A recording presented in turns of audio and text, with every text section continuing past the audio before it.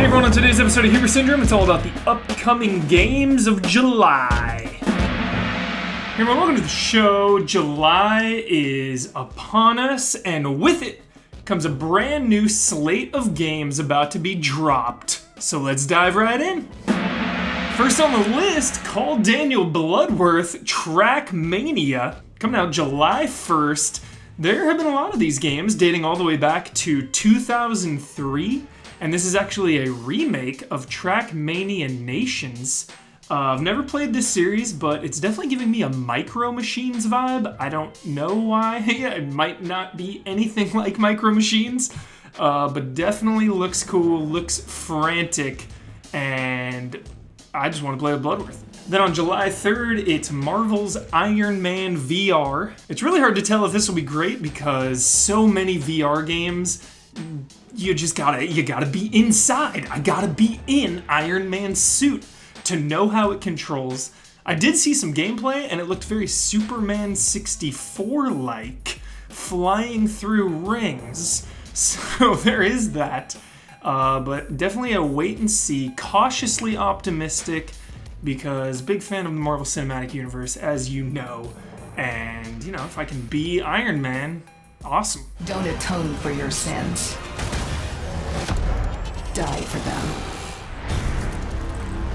Then on July 7th, Catherine Full Body, making its way to Nintendo Switch.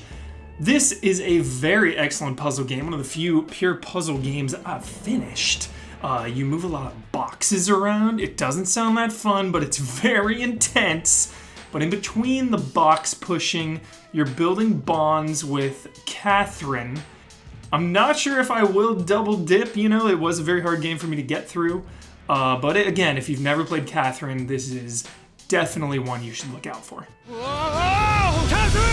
And on July 10th, the Switch keeps on chugging Deadly Premonition 2, A Blessing in Disguise. This feels so good. I cannot believe this game is getting a sequel.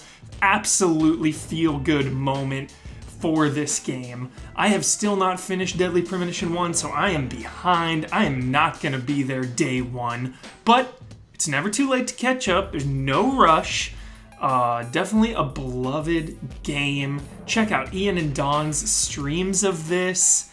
Cannot wait to watch the shenanigans. Then on July 14th, Death Stranding, coming to PC. Sam Porter Bridges hype. If you have not had the chance to play Death Stranding and you don't have a PlayStation 4, now's your chance. A big, huge exclusive making its way to PC, spreading the love, spreading the joy, just getting this game into more hands. Always a good thing. Worth checking out if you are into Kojima shenanigans. That same day, Neon Abyss, coming out on PC, PS4, Xbox One, and Switch. It's a shoot-'em-up bullet hell roguelite. Visually just looks excellent. Everything about this game is speaking to me. I love the idea of a roguelite, just a really, really hard game getting slightly easier each time you progress. I love that kind of progression. There's also really jolly looking mini games in here. I'm always a fan of fishing, so you had me at that. You had me at fish. Rockets away! Let's kick this into gear. The trophy will soon be mine. Again, a packed day on July 14th, Rocket Arena, coming to PC, PS4, and Xbox One. This is a 3v3 all rockets hero shooter. Your heroes have different abilities and different types of rockets. What really spoke to me were the maps. The maps look really cozy, really jolly. Other than the maps, it just looks like an easy game to jump into. You know, the old easy to learn, hard to master type. 3v3 just seems like a manageable number. Just getting one or two of your buddies in here could be a good time. Then, the biggest day of the month, July 17th. Two big, heavy hitters. First up on July 17th, you wake up in the morning, it's sunny, hopefully, it's the daytime.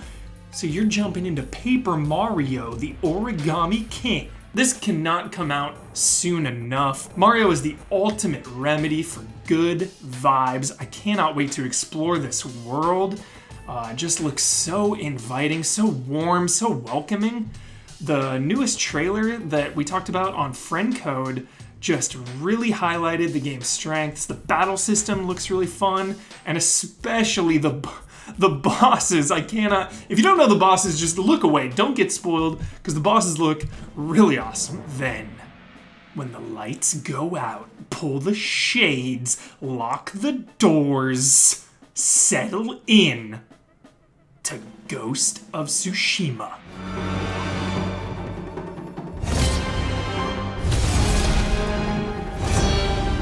I am samurai.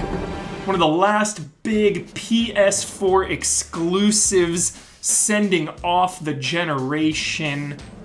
What more can we say other than samurai stealth killing people?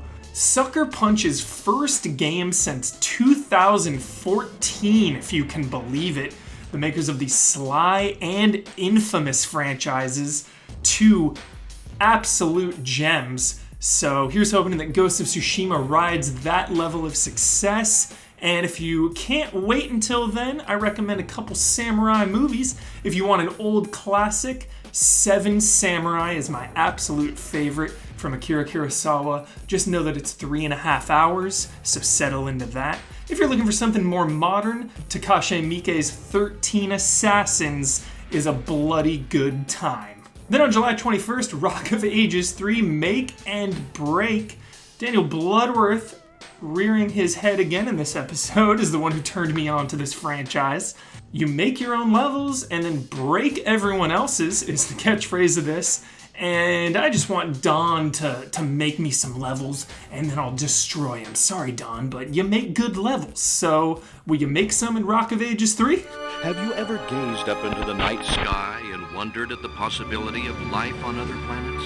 What marvelous beings might exist out there, hands extended in friendship. Then on July 28th, the Destroy All Humans remake. The original came out way back in 2005, and you play as an alien invader wreaking havoc on humans, just disintegrating people, impersonating people, using a spaceship, and all sorts of alien gadgets.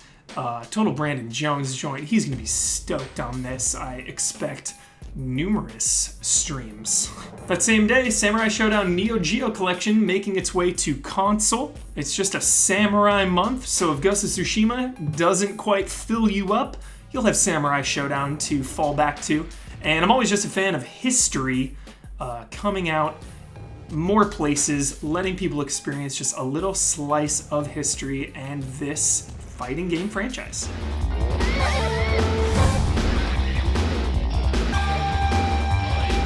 And lastly on that day, Skater XL coming out of early access to fully release. Definitely gonna make the wait for Tony Hawk and Skate 4 that much more bearable.